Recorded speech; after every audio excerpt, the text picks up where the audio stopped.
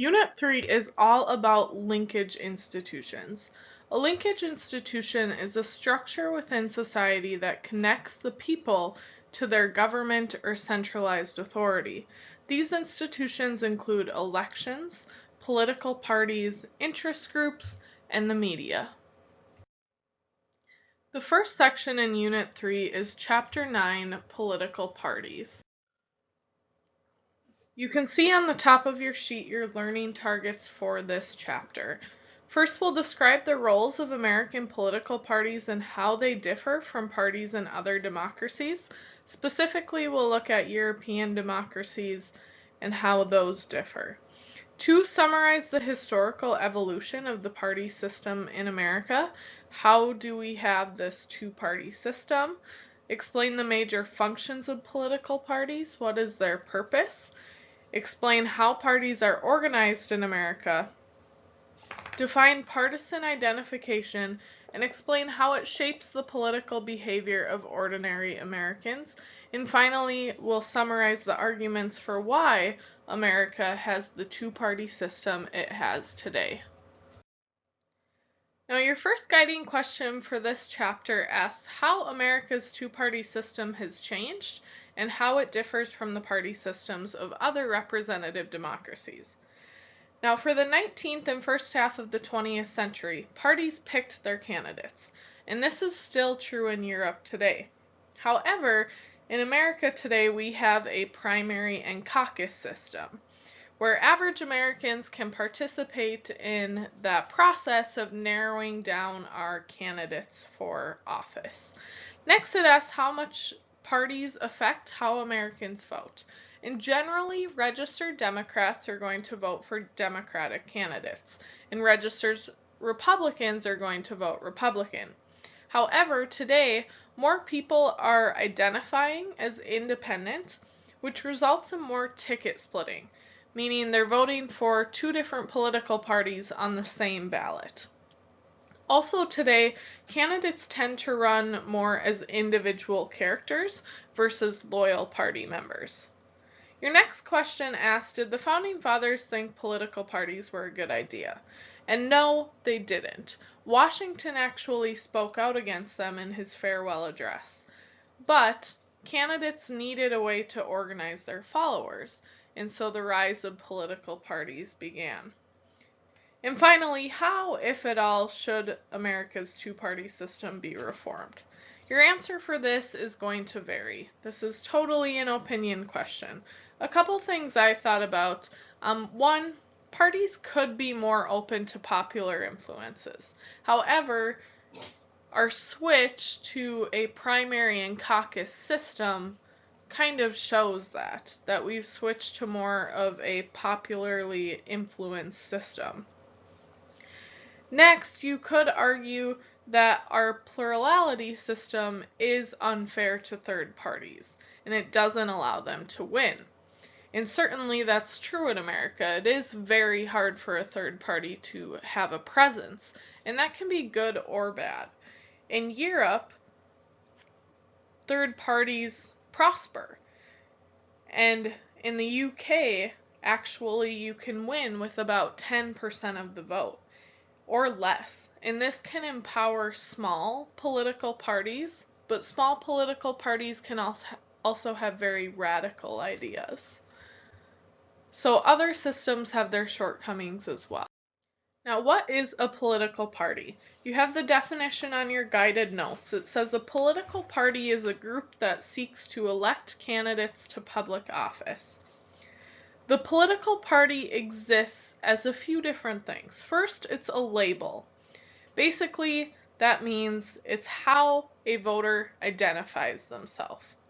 If you tend to vote for more liberal candidates, you might label yourself as a Democrat, where if you tend to vote for more conservative candidates, you may label yourself a Republican. Second, the political party exists as an organization. This would be an organization that recruits and campaigns candidates. And finally, a political party exists as a set of leaders that tries to organize and control the different branches in our government, specifically the executive in the White House and the legislative in Congress. Now, years ago, being a party member was a really serious commitment that people didn't take lightly. However, today, our political parties are relatively weak because rules and laws have changed, and as a result, political party power has been limited. So voters have lost their sense of commitment to their political parties. Now, in class, we'll look at how to read exit polls. So exit polls are those polls we talked about that you take just as you leave your polling place. And exit polls are going to be read horizontally and vertically.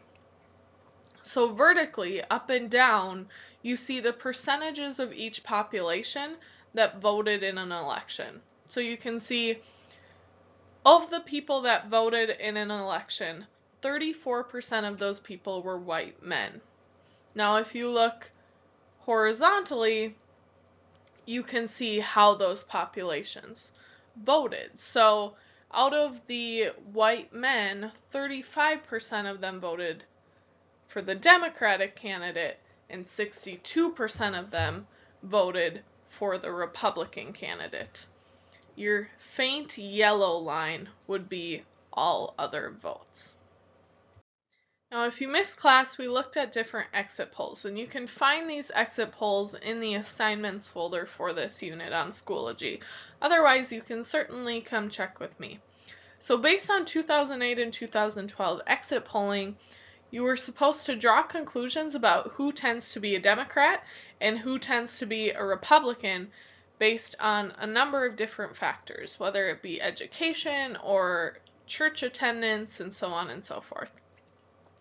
You should identify if there's a change over time, and if a certain group has become more Democratic or more Republican over time, and then make predictions about 2016, what those exit polls would look like.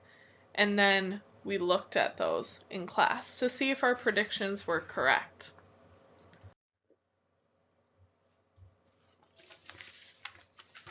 Now the next slide here is on political parties abroad. And political parties are more influential in Europe. Candidates for elective office are usually nominated by party leaders, so like the head honchos of the political parties. Campaigns also are run by the party. Elected officials are also expected to vote and act with members of their party. So the political party in Europe is very powerful. They directly influence their candidates in public office. In the US, we have a more decentralized system. We decentralize our political authority, so we also, in effect, decentralize our political parties. Now, we'll talk a little bit about our two-party system, but in Europe, as you can see on this map, they really don't have a two-party system. There's many different political parties, and all of them have a whole bunch of different kind of ideas, but they have a direct influence on their candidates in office. Now, I said George Washington did not like political parties, and the founders in general disliked parties, thinking of them as factions that were motivated by self-interest. George Washington devoted his whole farewell address to condemning political parties, saying, however, political parties may now and then answer popular ends, they are likely in the course of time and things to become potent engines by which cunning, ambitious, and unprincipled men will be enabled to subvert the power of the people and usurp for themselves the reins of government, destroying afterwards the very engines which have lifted them to unjust dominion. So George Washington says, yes, political parties may serve popular needs at some points, but eventually self-interest is going to make them corrupt, and it's going to ruin our system. Now, the first political parties were actually used to serve a temporary purpose, and that purpose was to organize followers to oppose others' policies. So Jefferson and Hamilton both sat on Washington's cabinet, and they disagreed on everything. And George Washington was sick of that, and that's part of the reason he spoke out against political parties in his farewell address. After Washington leaves office, Jefferson and Hamilton organized their followers, and they called themselves the Republicans and the Federalists. Now, Jefferson's followers, the Republicans, named themselves that, suggesting that their opposition were secret monarchists. They were sympathists of a monarchy. Now, though they were called the Republicans, they are not the same party as today's Republicans. They actually were more similar to modern-day Democrats in their policy. Hamilton organized his followers as the Federalists, implying that opposition to the Constitution was true of their opponents. These were very informal political parties. They were meant to serve a temporary purpose, and no one expected them to last. The next era we're going to talk about here is the Jacksonians, and this is the first truly national two-party system. During this era, starting in 1824 and going through the Civil War, they eliminated caucus-based nominations. These caucuses, or groups of people, had been made up of congressmen, and they wanted to see the return of power to normal, everyday Americans. And so they get rid of caucus-based nominations, a sort of top-down approach, and replace it with conventions, where regular people nominated candidates for political office. Now, again, we have two parties emerge. First, the Democrats, who were pro-Jackson, and then the Whigs, who were anti-Jackson. Again, this is kind of similar to our early political parties, where we are just focused on serving a temporary purpose and opposing others' policies, in this case, Jackson's. However, the Democrats and the Whigs cannot withstand the deep split in opinions about slavery. Both parties had populations that were pro-slavery and anti-slavery, and this causes a rift in their parties. Another piece of information from this era is that this is sort of the first major election in 1828 of mass political participation. People are participating in politics. They're voting, they're getting involved in elections, and so on and so forth. The Democrats and Whigs can't withstand this deep divide in opinions on slavery, and so those political parties crumble. And in the Civil War era, factions emerged within each party. So the Democrats are going to be divided, so are the Republicans. The Republicans are divided into two factions or sub-parties. The first group is the stalwarts, and the stalwarts were party regulars who wanted to develop party loyalty. They were known for giving jobs or favors to their followers. And then there was the mugwumps, or the progressives. And this group opposed party machines because it didn't allow the opportunity to rise to the top. They still felt like parties were largely organized by big sort of party bosses and party leaders. The mugwumps, or the progressives, were more so advocates on issues, and sometimes they even took pretty unpopular opinions. But they did do a few things to curtail the power of parties. First, they replaced nominating conventions with primary elections. So they bring that primary process even closer to the people. They instituted nonpartisan elections at the city level, which we still have today. and they used mass media to attack partisanship.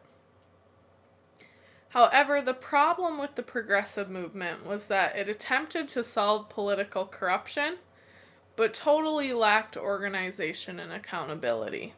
So it couldn't hold itself up because it was speaking out against the sort of big party organization that was deemed necessary to unite around a party. So these deep divides in society emerged during the Civil War, and they're largely geographical. Many states at this point in history turn into one-party states, with the Northerners being Republican and the Southerners being Democrat.